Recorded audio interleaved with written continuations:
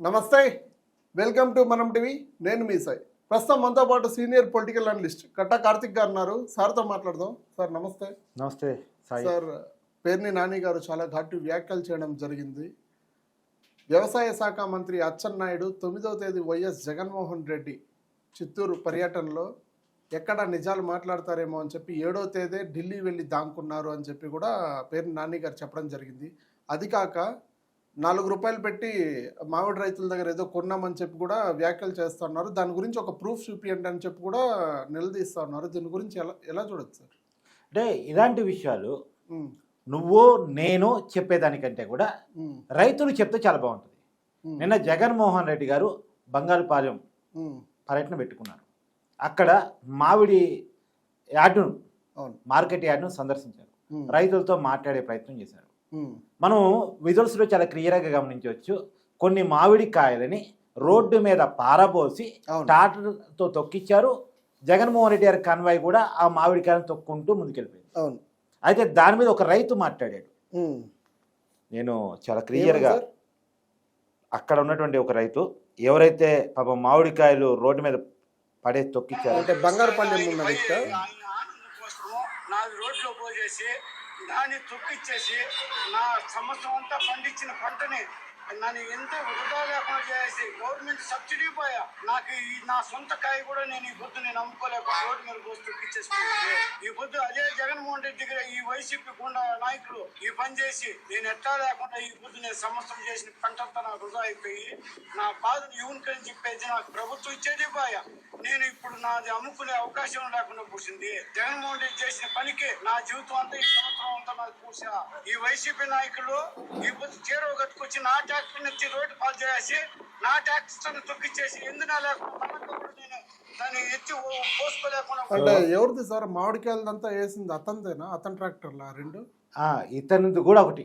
మొత్తం 4 ట్రాక్టర్లో మామిడికాయలు రోడ్డు మీద పారబోసి తొక్కిచ్చేసి చూపించారు కదా. ఎందుకు? మీడియా అటెన్షన్ కోసం. రైతులు గిట్టుబాటు ధర దొరక్క ఉన్న మామిడికాయని రోడ్డు మీద పారబోస్తున్నారు అని చూపించడం కోసం. నిజానికి అట్లా పారబోసే వాళ్ళైతే రోజు పారబోస్తారు. కానీ జగన్మోహన్ రెడ్డి గారు వచ్చే రోజు ఎందుకు పారబోస్తారు? అందుకు కూడా జగన్మోహన్ రెడ్డి గారు కాన్వాయ్ వచ్చే దారిలో ఎందుకు పారబోస్తారు? ఆ టైంలో ఎందుకు పారబోస్తారు? అంటే ఇంతకుముందు నీకు జగన్మోహన్ రెడ్డి గారు ఓదార్పు యాత్ర అంటే నీకు గుర్తుందా? ఒక ముసలావిని హక్ చేసుకుంటారు, ముద్దు పెట్టుకుంటారు, తర్వాత చేతి నిండా కురుపులు ఉన్నటువంటి ఒక వ్యక్తిని హక్ చేసుకుంటారు. అప్పట్లో వచ్చినటువంటి వార్తలు ట్రోల్స్ ఏంటంటే జగన్మోహన్ రెడ్డి గారు ఎక్కడైతే పర్యటన పెట్టుకుంటారో అంతకంటే ముందు ఒక వ్యాన్ వస్తుంది. వ్యాన్లో నుంచి వీళ్ళు దిగుతారు. వీళ్ళు రెడీగా ఉంటారు రోడ్డు మీద జగన్మోహన్ రెడ్డి గారు వచ్చే దారిలో. జగన్మోహన్ రెడ్డి గారు వీళ్ళని చూడగానే వీళ్ళని హక్ చేసుకోవటం, కిసి పెట్టేయటం, వీళ్ళు అలా చేస్తారు. ఇది పేపర్లో ఫోటోలు తీసి పేపర్లో వేసుకుంటారు. మనుషులు మారుతూ ఉంటారు కానీ వీళ్ళే పదే పదే రిపీట్ అవుతూ ఉంటారు. వీళ్ళు బాగా ట్రోల్ అయిన తర్వాత దీన్ని ఆపి చేశారు. ఇది బయటకు వస్తుంది, ఇది మనకి అనుకూలంగా కాకుండా వ్యతిరేకంగా మారే అవకాశం ఉంది అనుకున్న తర్వాత దాన్ని ఆఫ్ చేశారు. ఇప్పుడు వాళ్ళు కనపట్లే. ఇప్పుడు అలాంటి ముద్దుల సీన్లు, హగ్గుల సీన్లు కనపట్లే ఇప్పుడు కొద్దిగా. సరే, అది పక్కకు పోయి ఇప్పుడు ఇలాంటి క్రియేషన్స్ ఏది? ఇప్పుడు మామిడికాయల కోసం వస్తున్నారు, దాని గిట్టుబాటు ధర కోసం వస్తున్నారు, మామిడి మార్కెట్ యార్డు సందర్శన కోసం వస్తున్నారు. కాబట్టి మామిడికాయని రోడ్డు మీద పారబోయటం ద్వారా మీడియా అటెన్షన్ క్రియేట్ చేయొచ్చు, జనాల మైండ్ మొత్తం కూడా ఇటువైపు లాగొచ్చు అని చెప్పేసి ఇలా ప్లాన్ చేశారు. ఒక సినిమా క్రియేషన్. ఒక హీరో వచ్చే ముందు ఎలివేషన్ కావాలి కదా. హీరో ఇప్పుడు ఒక మహిళని ఏదో చేస్తూ ఉంటారు, అప్పుడు టక్కున హీరో వస్తాడు. ఆ హీరో వచ్చేదానికి ఎలివేషన్ చేయాలంటే ఏం చేయాలి? ఒక మహిళని కొంతమంది దుండగులు వేధిస్తున్నట్టు ఒక సీన్ క్రియేట్ చేయాలి. ఆ వేధిస్తుంటే ఆ మహిళ మీద ఏదో చేస్తూ ఉండగా హీరో వచ్చేసి వాళ్ళని కొట్టేసి ఆ మహిళను రక్షిస్తాడు. అది హీరోయిజం. హీరో క్యారెక్టర్ ఎలివేట్ చేయడం కోసం మన సినిమాలు తీస్తూ ఉంటారు. ఇప్పుడు కూడా సేమ్ మామిడికాయను రోడ్డు మీద పారబోసి తాటాలతో తొక్కిచ్చేస్తున్నటువంటి రైతుల పరిస్థితిని గమనించడానికి హీరో అనబడే జగన్మోహన్ రెడ్డి గారు వచ్చారు అని చూపించడం కోసం ఒక సీన్ క్రియేషన్, మీడియా అటెన్షన్ కోసం క్రియేట్ చేసినటువంటి ఒక సీన్. ఇది మొత్తం ప్రీ ప్లాన్ అంటారు. ప్లాన్ అని క్లియర్గా అర్థమవుతుంది కదా. ఇప్పుడు నీకు నిజంగా బాధ ఉంది హీరో, నువ్వు చిత్తూరు జిల్లాకు సంబంధించినటువంటి వ్యక్తివి, మనిషివి, అక్కడ పుట్టి పెరిగినోడివి, నీకు తెలుసు మామిడికాయ రైతుల బాధ ఏంటంటే. నేను అనేది ఏంటంటే ఆ బాధ ఎప్పటిది, ఆ సీజన్ ఎప్పటిది? మే నుంచి ఉంది ఇష్యూ. మేలో రోడ్డు మీద పారబోయి విజువల్స్ మనకి లేవు. మే ఏప్రిల్లో అంతకుముందు లేవు. ఏప్రిల్ లేవు, మే లేవు, జూన్ లేవు, ఇప్పుడు జూలై నడుస్తుంది. దాదాపు సీజన్ అయిపోయి వచ్చింది. ఇంకొక 10-15 రోజులు అమ్మకాలు పూర్తి అయిపోతాయి.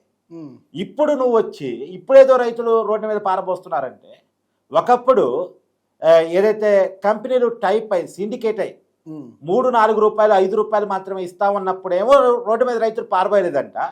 ప్రభుత్వం ఇన్వాల్వ్ అయి 4 రూపాయలు అదనపు బోనస్ ఇస్తూ కంపెనీల చేత 8 రూపాయలు ఇప్పిస్తూ 12 రూపాయలు కొనుగోలు చేస్తున్నప్పుడేమో రోడ్డు మీద పారబోస్తారట.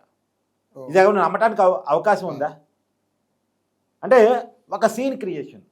నిన్న చాలా క్లియర్గా చెప్పారు, సార్ జగన్మోహన్ రెడ్డి గారు మీరు వెళ్ళండి మార్కెట్ యార్డ్కి, అక్కడ ఉన్న రైతులతో మాట్లాడండి, ఒక 500 మంది జనాన్ని గ్యాదర్ చేసుకోండి, లోకల్ లీడర్లు, మీ పార్టీ కీలకమైన నాయకులు 500 మంది గ్యాదర్ చేసుకోండి, కానీ ఎక్కువ మందిని గ్యాదర్ చేయకండి, తొక్కిసలాట జరిగే అవకాశం ఉంటుంది, తోపులాట జరిగే అవకాశం ఉంటుంది. మొన్నే సత్తెనపల్లిలో 3 చనిపోయారు, మీకు కూడా ఐడియా ఉంది కదా, చనిపోయిన వాళ్ళు 2 మీ పార్టీ కార్యకర్తలే కదా, దయచేసి పబ్లిక్ ఇష్యూ క్రియేట్ చేయకండి, మీరు రైతుని పరామర్శించదలుచుకున్నారు, పరామర్శించదలుచుకున్నారు, వాడికి వెళ్ళండి ఒక 500 మందితో అని పర్మిషన్ ఇచ్చారు. కానీ ఏం జరిగిందన్న 10-15 వేల మందిని సమీకరించేసి అదొక రోడ్ షో లాగా, ఒక బహిరంగ సభ లాగా, ఒక ర్యాలీ లాగా జగన్మోహన్ రెడ్డి గారు వ్యవహరించిన తీరు, దీని మీద వైసీపీ నాయకులు సమాధానం చెప్పాలిగా. ఇప్పుడు మాకు ప్రభుత్వం బోనస్ ఇస్తుంది, సబ్సిడీ ఇస్తుందని రైతులు చెప్తున్నారు. ఇందాక నువ్వు ఉన్న బయటలో కూడా ప్రభుత్వం నుంచి వచ్చే సబ్సిడీ కూడా రాకుండా చేశాడు జగన్మోహన్ రెడ్డి గారు అని చెప్పేసి, ఈ రైతుకు పేరు నాని ఏం సమాధానం చెప్తాడు?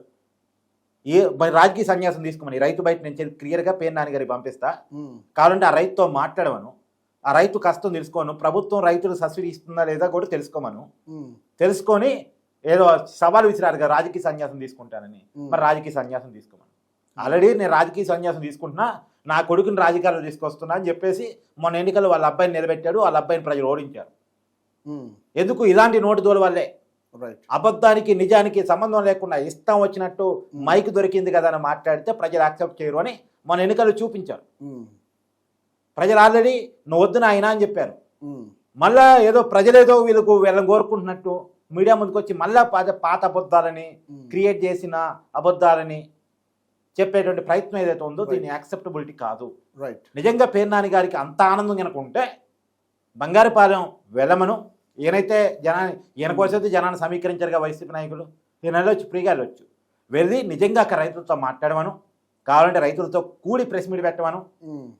ఇప్పుడు నేను ఏ బయట అయితే మీడియాలో వైరల్ అవుతుందో ఆ రైతుతో కూడా మాట్లాడమను, ప్రభుత్వం సబ్సిడీ ఇస్తుందా లేదా రైతుల్ని అడిగి తెలుసుకోమను, ఇస్తే మాత్రం నిజంగానే రాజకీయ సన్యాసం చేయమను. సార్ ఇంకో మాట కూడా అన్నారు పేరు నాని గారు, జగన్ అంటే ఎంత క్రేజ్ ఉందో చూసారు, 500 మందికే పర్మిషన్ ఇచ్చారు, 144 సెక్షన్లు పెట్టారు, జగన్ అన్న క్రేజ్ని ఎవరి తరం ఆపారా? అంటే అంత జనాన్ని ఎవరైనా ఆపగలిగారా? 11 బ్యారిగేట్లు పెట్టి మరీ కట్టడి చేశారు, అయినా కట్టలు తెంచుకొని వస్తున్నారు జనాలు. అంటే ప్రభుత్వం మీద వ్యతిరేకత అంత ఉంది అని చెప్పి కూడా చెప్తా ఉన్నారు. ఒక విషయం ఒప్పుకోవాల్సిన విషయం ఏంటంటే జగన్కి ఒక సెక్షన్ ఆఫ్ పీపుల్ అభిమానులుగా ఉన్నమాట వాస్తవం, వైసీపీ కూడా ఓటు బ్యాంక్ ఉన్నమాట వాస్తవం.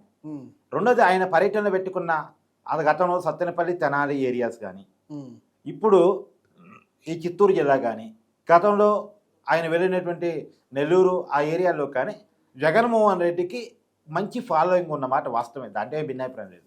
కానీ జగన్మోహన్ రెడ్డి గారు వైఖరి నచ్చక జగన్మోహన్ రెడ్డి గారిని ఓడిస్తున్నారు. ఆయన అభిమానులు కూడా ఆయన అసహించుకునేలా ఆయన బిహేవియర్, వాళ్ళ పార్టీ నాయకుల బిహేవియర్ ఉంటుంది.